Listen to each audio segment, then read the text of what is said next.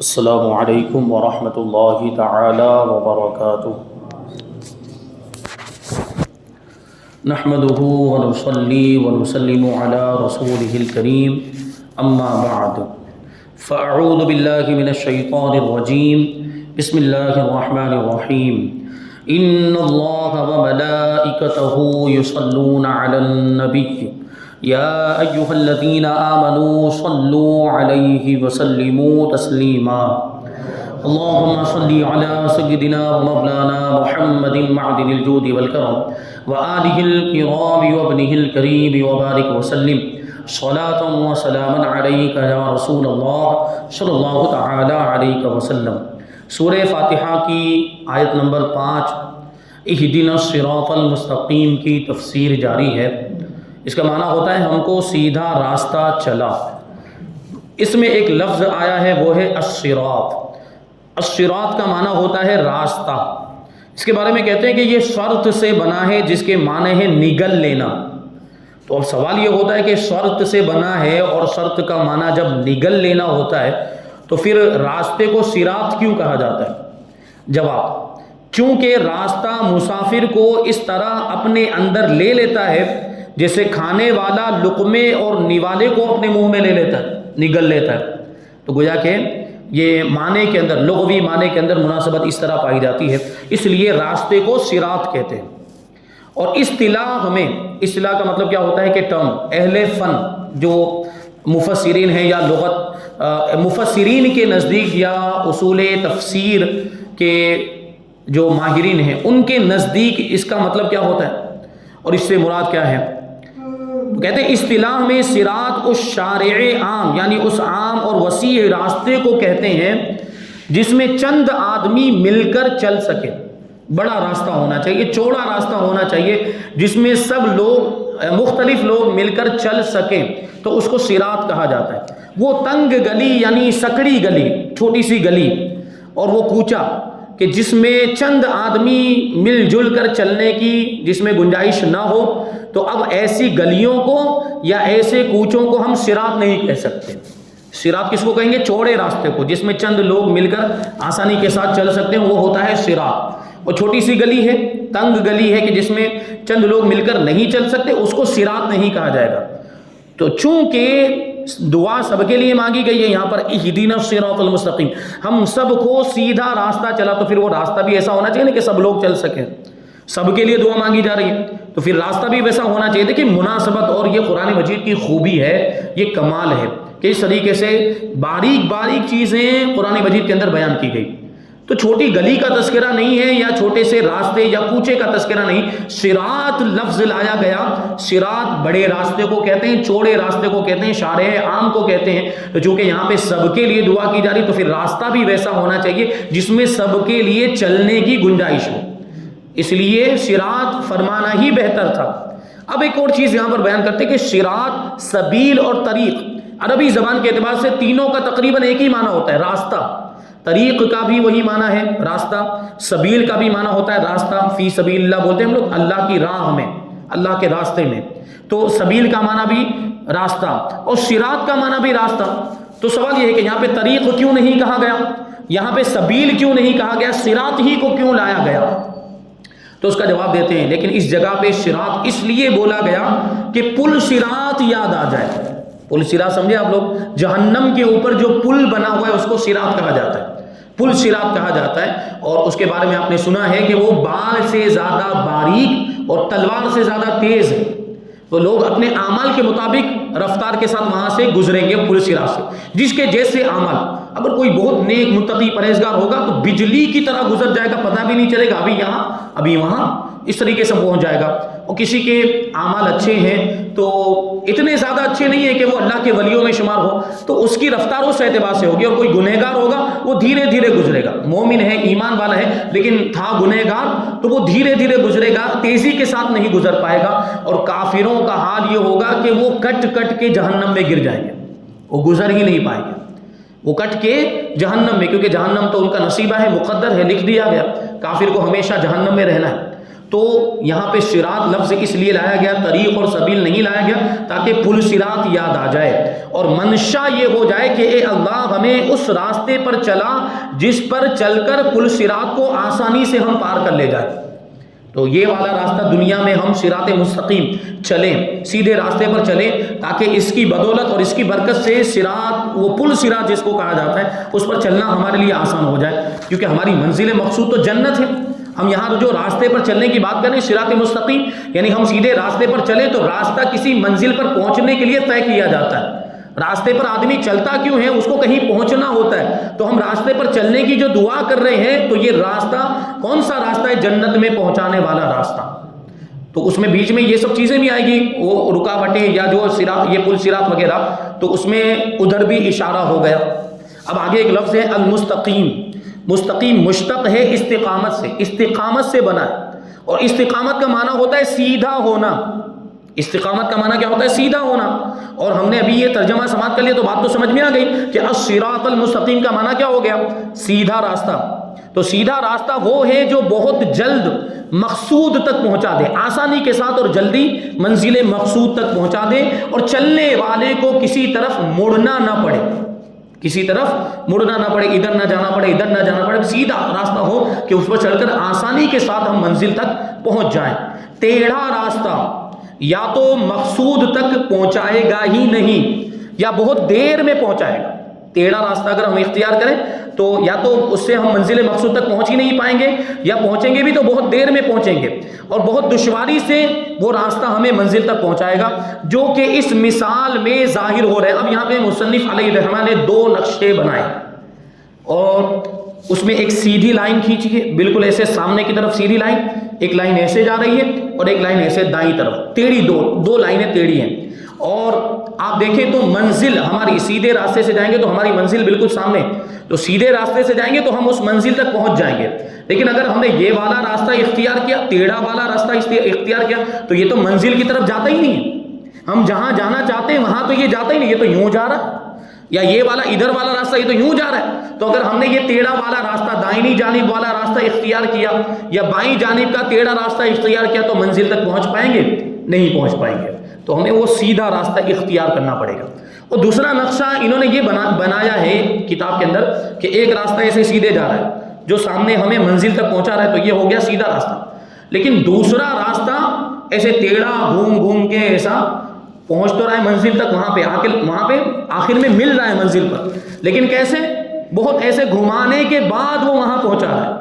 ایسے جیسے میں نے پچھلے درس میں آپ کو مثال دی کہ آپ کو نوساری بازار جانا ہے تو یہ سیدھا راستہ ہے، یہ پولیس چوکی سے ہوتے ہوئے آپ پہنچ جائیں، لیکن آپ ادھر ہنومان چار راستہ پکڑ لیں تو ادھر سے گھوم کے آپ کو لمبا پڑے گا، تو وہ لمبا بھی ہو جائے گا اور اس میں دشواری بھی ہوگی۔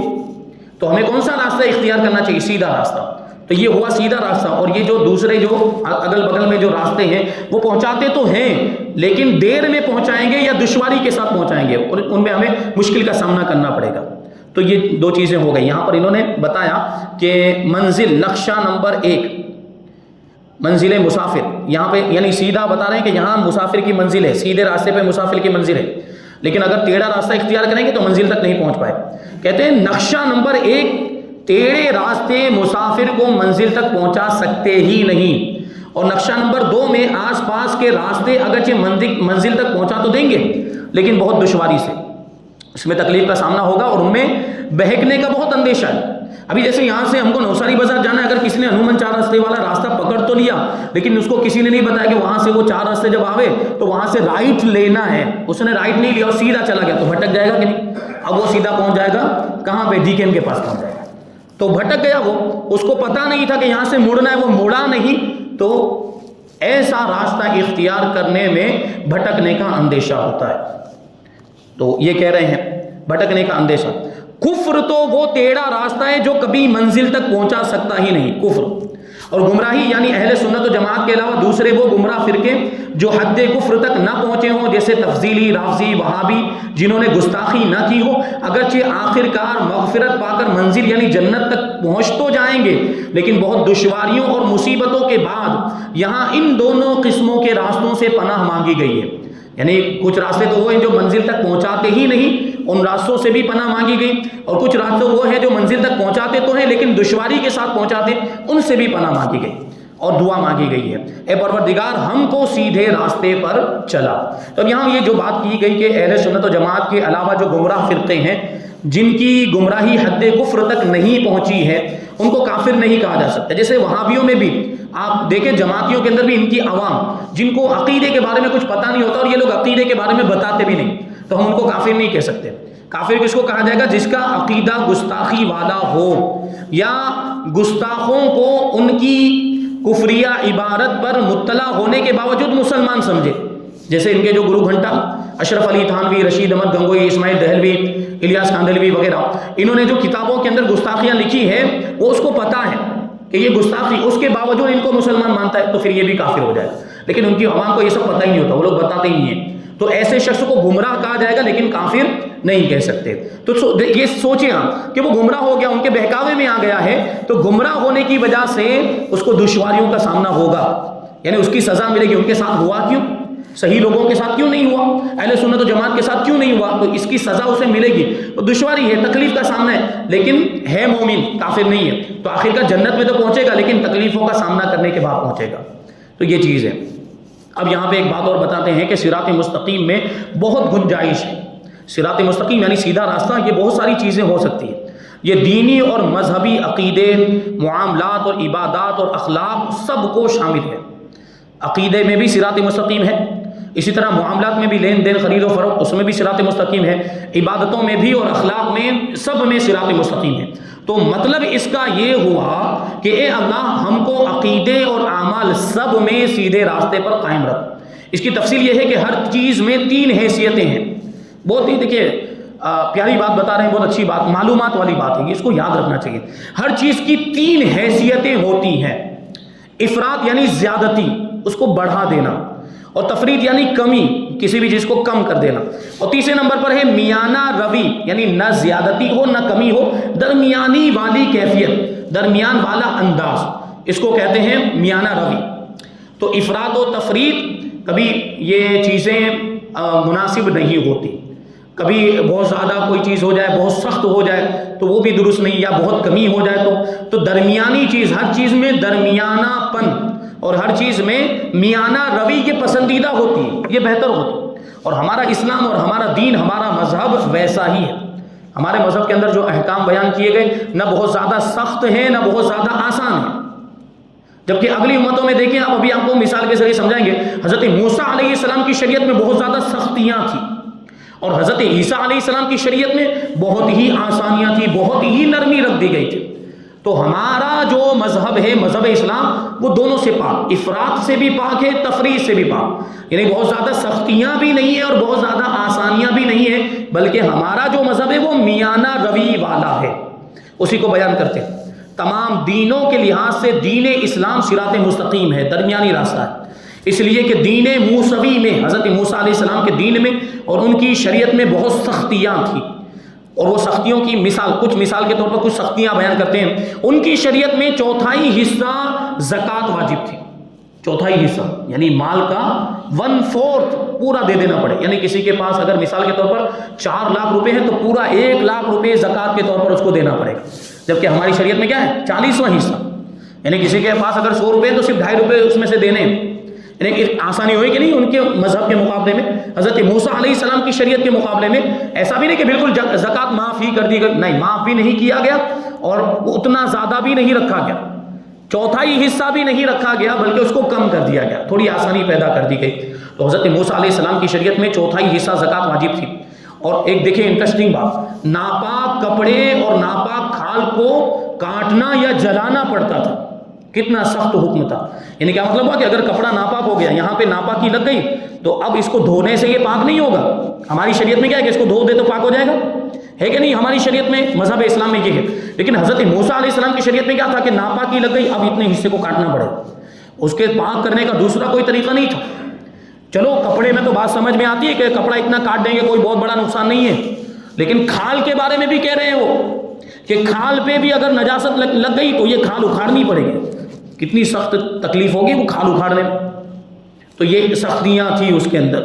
حضرت اعتراض نہیں کر سکتے ہم، حضرت موسیٰ علیہ السلام کا بھی مذہب آسمانی مذہب تھا، لیکن مثال کے طور پر سمجھا رہے ہیں احکام مختلف ہوتے ہیں شریعتوں کے اعتبار سے.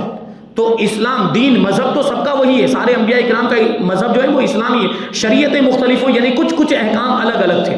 تو حضرت موسیٰ علیہ السلام کی شریعت میں یہ تھا کہ ناپاک کپڑے اور ناپاک کھال کو کاٹنا پڑتا تھا یا جلا دینا پڑتا تھا. اور ایک اور بات کہ عبادت خانوں کے سوا کہیں بھی عبادت نہیں ہو سکتی تھی. عبادت خانے جو نماز پڑھنے کے لیے، عبادت کرنے کے لیے، ان کے زمانے میں نماز کا طریقہ الگ ہوگا، عبادت کا طریقہ الگ ہوگا. تو اس کے لیے جو عبادت خانے بنے ہوئے تھے، جیسے ہمارے لیے عبادت خانہ کیا ہے؟ مسجد. تو ان کے زمانے میں حکم یہ تھا کہ عبادت خانے میں ہی ہو سکتی، اس کے علاوہ کہیں اور نہیں پڑھ سکتے. جبکہ ہمارے مذہب میں کیا ہے کہ اگر مجبوری کی صورت ہے تو ہم روڈ پہ بھی نماز پڑھ سکتے ہیں. اگرچہ ابھی یہ حکومت والے جو ہے کہ نئے قوانین لا رہے ہیں اور اس طرح پابندیاں لگا رہے ہیں کہ روڈ پہ نماز نہیں پڑھ سکتے، لیکن ہماری شریعت تو اجازت دیتی ہے کہ نہیں، روڈ پہ نماز پڑھے تو نماز ہو جائے گی. عید میلاد کے جلوس میں پڑھتے کہ نہیں پڑھتے.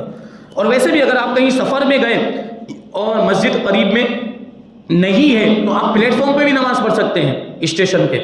تو یہ ہے. تو حضرت موسیٰ علیہ السلام کی شریعت میں ایسا تھا کہ عبادت خانوں کے علاوہ کہیں پہ عبادت نہیں ہو سکتی تھی.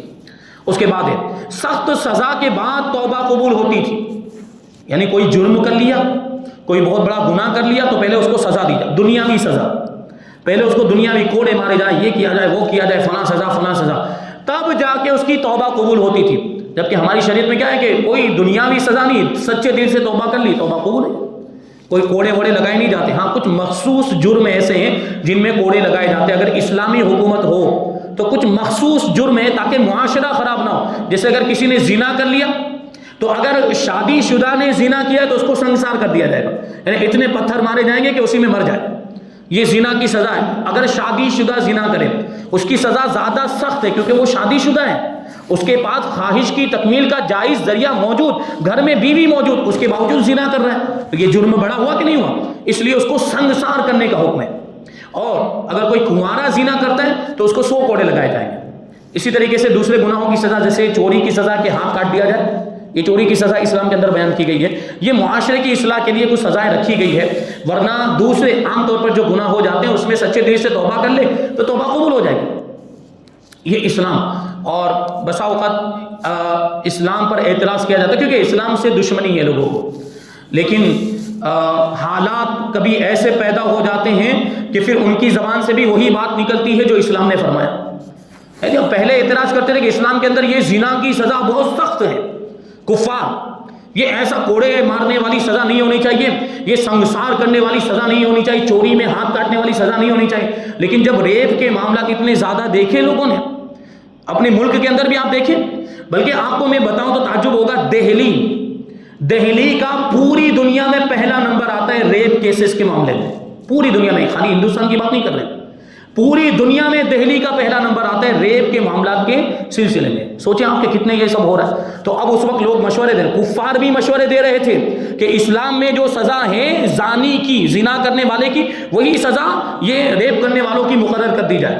تو پہلے وہی جو مخالفت کرتے تھے، پہلے وہی جو اعتراض کرتے تھے کہ بہت سخت سزا ہے، اب وہی مشورے دے رہے ہیں، وہی کفار مشورے دے رہے ہیں. تو اسلام ایک آفاقی مذہب ہے، اسلام ایک جہانگیر مذہب ہے، اور اسلام کسی مخصوص زمانے کے لیے نہیں ہے، اور اسلام کسی مخصوص قوم کے لیے نہیں، مخصوص لوگوں کے لیے نہیں ہے. اسلام قیامت تک کے لیے ہے اور سارے لوگوں کے لیے ہے، سارے انسانوں کے لیے. اسلام کے اندر سارے انسانوں کی بھلائی ہے. تو آج بھی وہ چاہتے ہیں کہ کامیاب ہو جائے تو اسلام سے جڑ جائے. کفار جو اسلام سے دور ہو گئے وہ چاہتے ہیں کہ کامیاب ہو جائیں تو اسلام سے جڑ جائیں. اور ہم مسلمان ہیں، ہم اسلام کے ماننے والے، ہمیں تو یہ مذہب ملا ہے، ہم تو پیدائش سے مسلمان ہیں. تو سوچے کہ ہمیں اتنا پیارا مذہب ملا ہے تو ہمیں اس کی کتنی قدر کرنی چاہیے.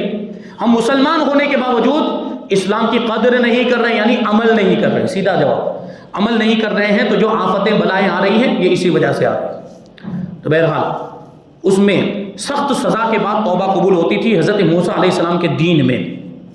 اور دین عیسوی میں بہت نرمی تھی. حضرت عیسیٰ علیہ السلام کی شریعت میں بہت نرمی تھی کہ شراب اور سور بھی حلال تھے. اور دین اسلام میں نہ پہلے جیسی سختیاں ہیں نہ دوسرے جیسی نرمیاں ہیں. زکوٰۃ میں 40واں حصہ واجب ہے، اور وہ بھی صدہا آسانیوں کے ساتھ. زکوٰۃ واجب ہوتی تو اس کی بہت ساری شرطیں ہیں، مال انعامی ہونا چاہیے، سال گزرنا ضروری ہے، اور پھر یہ کہ اس پر کوئی قرضہ نہیں ہونا چاہیے، دین نہیں ہونا چاہیے، یہ سب ہے۔ اتنی ساری شرطوں کے بعد زکوٰۃ فرض ہوتی ہے، سوچیں آپ، اتنی آسانیاں ہیں۔ اور ہر جگہ مسجد یا غیر مسجد میں نماز پڑھنا جائز ہے ہمارے لیے، وہ میں نے بات بتائی۔ اور بڑے سے بڑا گناہ بھی توبہ سے معاف ہو جاتا ہے۔ اور ناپاک کو پاک کرنے کے لیے 30-32 طریقے، نہایت آسان کپڑے وغیرہ کو صاف پانی بہا کر پاک کر لو، تانبے اور شیشے کے برتنوں کو صرف رگڑ کر پاک کر لو، ناپاک دودھ اور تیل وغیرہ کو پاک جنس کے ساتھ بہا کر پاک کر لو۔ یعنی کبھی ایسا بھی ہو سکتا ہے کپڑے کو تو دھول کر پاک کر لیں گے آپ، اور کوئی شیشہ ہے یا کوئی تانبے وغیرہ کا برتن ہے، اس کو اچھی طرح سے ایسے رگڑ دیا تو وہ پاک ہو جائے گا، نجاست دور ہو گئی، اس کا اثر دور ہو گیا تو وہ پاک ہو جائے گا۔ اور اسی طریقے سے دودھ ہے یا تیل وغیرہ، اس میں اگر نجاست گر گئی ہے تو اس کے بھی پاک کرنے کا طریقہ بتا دیا گیا کہ اس کو کسی پاک چیز کے ساتھ، بہنے والی چیز کے ساتھ یہ دونوں کی دھار ملا کر بہایا جائے۔ اگر دودھ ناپاک ہو گیا ہے تو دونوں کی دھار، ادھر مثال کے طور پر ادھر بھی دودھ ہی لے لیں، وہ پاک دودھ ہو، اور ادھر بھی دودھ ہو اتنی مقدار میں جتنا یہ تھا، اور دونوں کو ایک ساتھ میں دھار ملا کر بہایا جائے کسی تیسرے برتن کے اندر، تو وہ پاک ہو جائے گا۔ کتنا آسان طریقہ۔ لیکن پہلے جو نجاست گری اس کو نکالنا پڑے گا، اس میں سے جو اندر نجاست گری اس کو نکالنا۔ جیسے وہ نہیں جو کنویں کے بارے میں مسئلہ آتا ہے کہ کنویں میں چوہا گر گیا تو اتنی ڈول نکالنی پڑے گی، کنویں میں بکری گر کر مر گئی تو اتنی ڈول، تو وہ ڈول نکالتے رہ جائیں ہزاروں کی تعداد میں، تو چوہا ابھی بھی اندر ہے، پاک ہوگا؟